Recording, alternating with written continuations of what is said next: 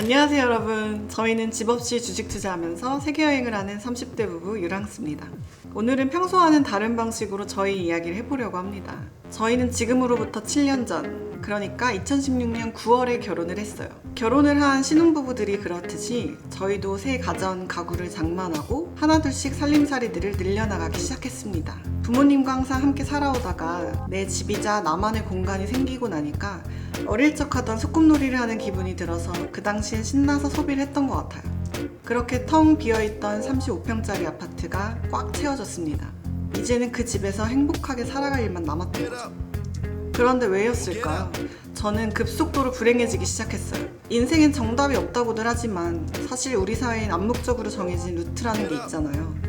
초등학교, 중학교, 고등학교를 졸업하면 대학을 입학하고, 대학을 졸업하면 취업을 하고, 취업을 하고 나면 결혼, 결혼을 하고 나면 아이를 낳아 잘 키워야 하는 사회적 과제 같은 거예요.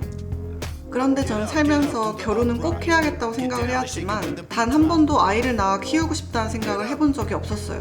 아이를 낳지 않겠다는 신념은 변함이 없었으니 결국 저는 인간으로 태어나서 꼭 수행해야 하는 모든 미션을 결혼식과 동시에 다 수행한 셈이 되었습니다. 그때부터 제 인생의 사춘기가 시작됐어요. 결혼 전까지는 사회적으로 내가 해야만 했던 일들을 수행하는데 급급했다면 이젠 진짜 내가 어떻게 살고 싶은지 인생의 방향성에 대해서 돌아보게 됐거든요. 고민의 시작점은 하루 중 반나절 이상을 보내는 저의 직업에서부터 시작이 되었습니다. 결혼 당시 저는 초등학교 교사였는데 일이 저에게는 잘 맞지 않았고 그만두고 싶은 마음의 크기와는 별개로 그동안의 모든 커리어를 부정하게 되는 것만 같아서 쉽사리 퇴사할 용기를 내지 못하고 있었습니다. 그러던 중 마음속에 품고만 다니던 사직서를 내게 되는 결정적인 사건이 일어났어요. 여느 때와 같이 수업을 하고 있던 날 오전이었습니다. 학부모 2명이 수업 중인 교실 문을 열고 큰 소리를 지르며 교실로 난입했어요. 반에서 일어난 학생들의 문제로 한 학생의 학부모가 잔뜩 화가 났었던 거죠. 그 당시 저는 이게 내가 지키고 싶었고 그렇게 어렵사리 버티고 버텨왔던 내 직업의 현실이었구나, 이런 것을 절실히 느꼈습니다. 결국 그 사건이 트리거가 되어서 더 이상의 망설임 없이 학교를 떠나게 되었어요. 공무원이었던 저와 달리 학 PD는 어느 기업의 인사팀 사원이었어요. 가끔 학 PD가 실제로 PD 관련한 일을 했었는지 궁금해하시는 분들이 계셨는데 학 PD는 영상 편집과는 전혀 다른 전공인 경영학을 전공했습니다. 학교에 적응을 잘 못하던 저와 다르게 학 PD는 회사에서 꽤 인정받고 있는 사원이었어요. 그럼에도 불구하고 학 PD는 저보다 더 빨리 사직서를 냈는데요. 5년 후, 10년 후 자신이 어떻게 살고 있을지 훤히 보였고 몇 년 후의 미래가 큰 비전이 있어 보이지 않았다고 합니다. 그렇게 틀에 박힌 일상에 따분함을 느낀 저희는 모든 신혼살림을 처분하고 하고 싶은 일을 찾게 될 때까지 세계여행을 떠나기로 결심했습니다. 세계여행을 떠난다고 해서 꼭 집을 처분할 필요는 없었지만 돌아올 시기를 정해두고 떠나려는 게 아니었고 집에 묶여있는 자금을 주식투자금으로 운영하고 싶었기 때문에 저희는 살던 집을 모두 정리하고 떠나는 게 맞다고 생각했습니다. 하나하나 스펙까지 봐가면서 더 할인해주는 곳은 없는지 열심히 발품 팔아 구매했던 가전 가구들은 결국 구입한 지 1년도 되지 않아 헐값으로 처분을 해버렸어요. 비싸게 주고 구입한 것들을 반값도 받지 못하고 처분하면 아깝지 않냐는 질문을 받곤 했는데 오히려 저는 꽉 차있던 집이 조금씩 비어지기 시작하니까 숨통이 트이는 기분이 들더라고요. 이런 것들이 없어도 잘 살 수 있었구나. 지금까지 내가 아등바등 가지려고 했던 건 뭐였을까? 그런 생각들이 들면서요. 비우면 비울수록 내 안에 뭔지 모를 희망 같은 것들이 채워지고 있는 느낌이 들었어요. 그렇게 큰 짐들을 하나둘씩 처분하고 저희에게 남은 건 사계절 옷가지들과 박스 6개에 담긴 자질구레한 짐들 뿐이었습니다. 모든 짐을 구형 소렌토에 싣고 35평짜리 아파트를 떠나서 9평짜리 풀옵션 오피스텔로 이사를 했어요. 세계여행을 떠나기 전에 경제적으로도 심적으로도 준비할 시간들이 필요했고 그 기간 동안 머물 베이스 캠프가 필요했거든요. 그 기간 동안 저희는 지금은 비공개로 전환해둔 유튜브 영상을 찍어보기도 하고 아파트 전세금과 가지고 있던 모든 자금을 주식에 투자하면서 한국을 떠날 준비의 시간을 보냈습니다. 잠깐 머물 생각이었던 베이스 캠프에서는 어쩌다 보니 2년 넘게 살게 되었고 그렇게 세계여행의 꿈은 더욱 커져만 갔습니다. 결국 저희는 2020년 1월 오피스텔마저 모두 정리하고 배낭 하나만 들고 세계여행을 떠났어요.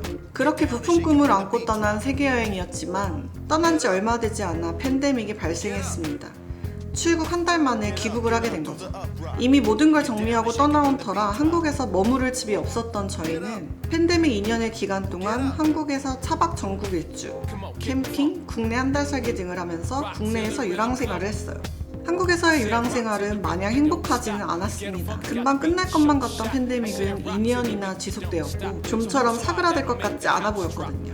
하지만 다행히도 주식시장에는 팬데믹 이후 엄청난 상승장이 찾아왔고 세계여행이 지체된 기간 동안 더 안정적인 자금으로 여행을 다닐 수 있는 기반이 되었습니다. 2021년 9월 다시 하늘길이 열렸고 신혼집을 처분한 지 약 4년 만에 저희는 진짜 세계여행을 떠나게 됩니다. 프랑스 파리를 시작으로 스위스, 스페인, 포르투갈, 알바니아, 터키, 인도네시아, 말레이시아, 태국, 미국, 멕시코 2년간 11개국을 살아보듯이 여행했어요. 좀처럼 늘 것 같지 않던 구독자 수는 말레이시아에서 찍었던 전재산 주식에 넣고 세계여행 중인 부부의 3가지 수익처 공개. 이 영상이 알고리즘을 타면서 급성장했고 덕분에 주식뿐만 아니라 유튜브를 기반으로 다양한 도전들을 할 수 있게 되었습니다. 유튜브 덕분에 고물가 도시 뉴욕에서 2달 살기를 해볼 수 있었고 기차를 타고 미국 횡단을 하는 여행을 할 수도 있었어요.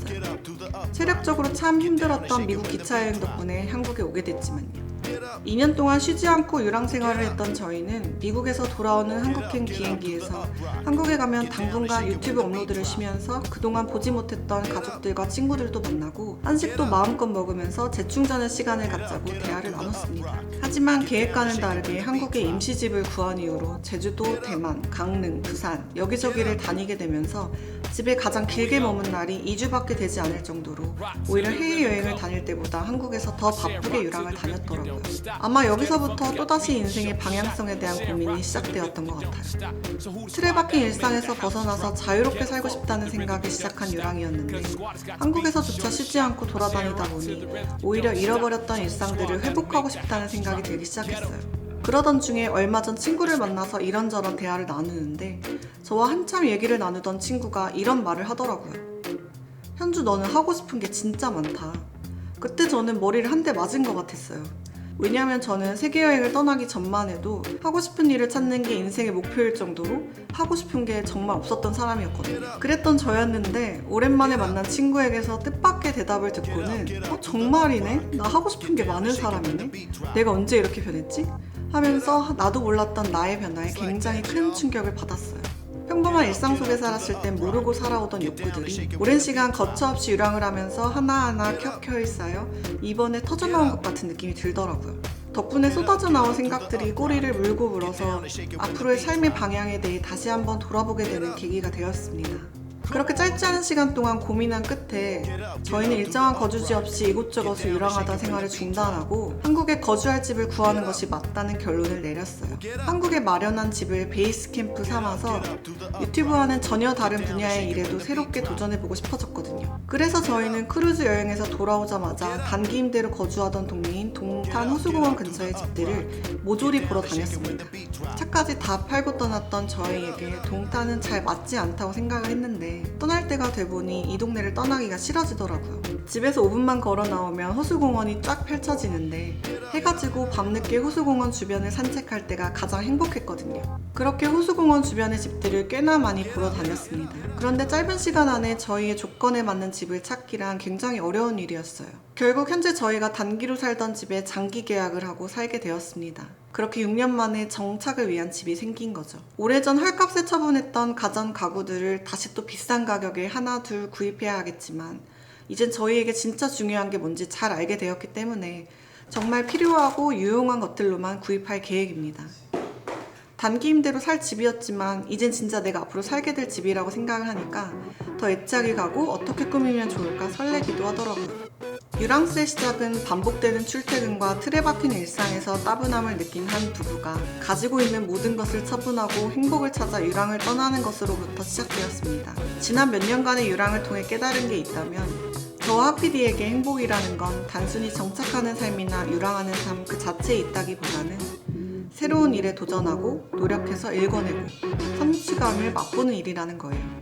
그간 일정한 거처 없이 세계 이곳저곳을 다니면서 울기도 많이 울었고 웃기도 많이 웃었습니다. 아마 지금 다시 도전하려고 하는 일에도 힘들고 어려운 부분이 많이 있을 테지만 그 과정들을 즐기면서 천천히 헤쳐나가 보려고 합니다. 그 과정에 여러분들이 영상으로 함께 공감해 주시고 응원해 주신다면 너무나 감사할 것 같습니다. 앞으로는 한국을 기반으로 일상 브이로그와 함께 종종 해외여행을 떠나는 여행 영상이 올라가게 될 것 같아요. 이 영상을 보시는 시청자, 구독자분들의 인생과 새로운 도전을 저희도 함께 응원하겠습니다. 항상 시청해주셔서 감사드립니다.